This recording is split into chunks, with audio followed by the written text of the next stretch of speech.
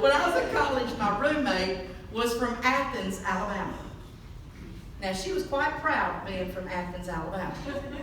And one day, a tornado came through Athens, Alabama.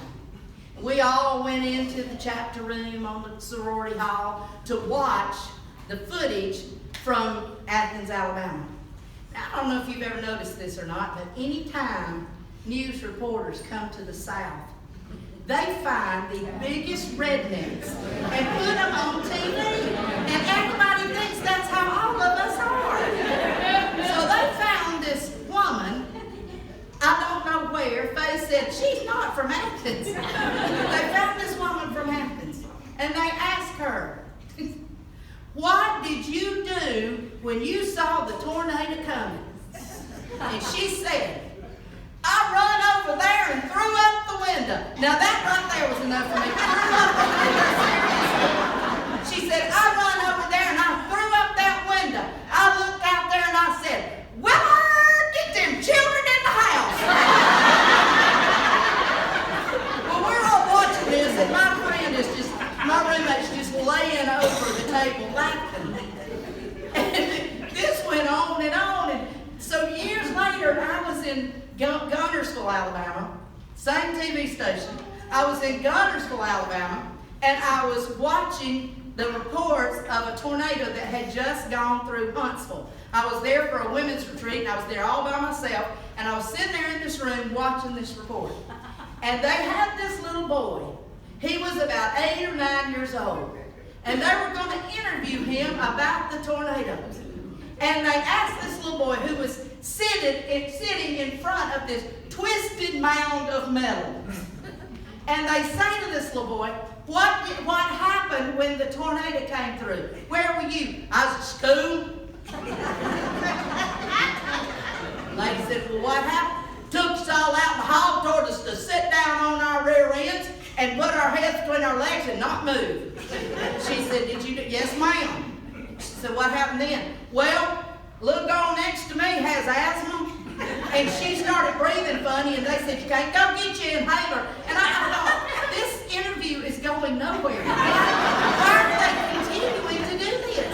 Well, finally, she said, this twisted mound of metal behind you, I understand that that's your uncle's house trailer. He said, yes, ma'am. She said, well, I guess now your family will let him come and live with you. And he said, my mom said he ain't coming to my house, he drinks.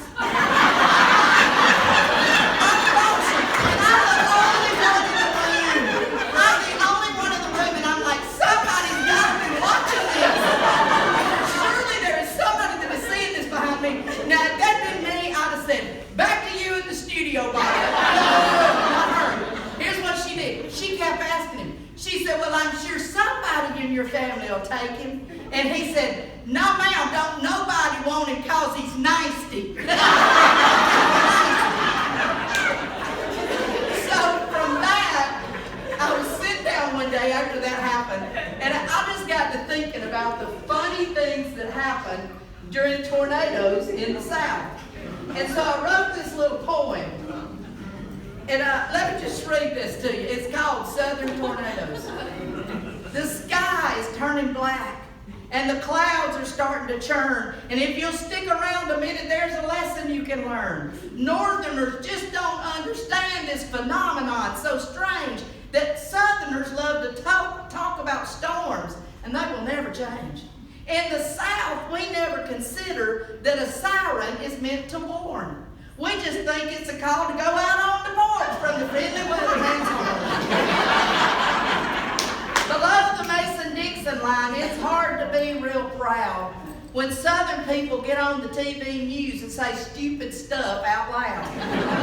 Reporters love to interview the home folks after tornadoes in the South because you never know what's going to come out of the interviewee's mouth. They'll look till they find some nut without a tooth left in his head, and he'll tell us all about how he made his kids pile up under the bed. And then as if things weren't bad enough, they'll introduce his spouse, and you'll hear her brag about how she screamed, well, I get them children in the house. And the cameras will pan around, and you see some twisted metal in a huge mound, and you'll hear some red redneck describe his trailer going round and round. And he'll point up in the tree where you'll see the door from his old truck. And he'll tell you about how he don't reckon he'll ever have anything but bad luck.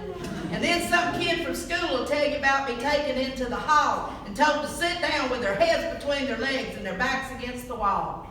Yes, to us Southerners, it's worth a storm for a few minutes of TV fame. And it never even enters our minds that it's given us a bad name. So tell your mother and your father and your brother and your sister to bury their Southern face in shame because they're predicting another twister. And we'll hear stories like we did the time underwear got hung on the steeple. Oh, there's nothing quite so humiliating as Southern tornado people. Yeah.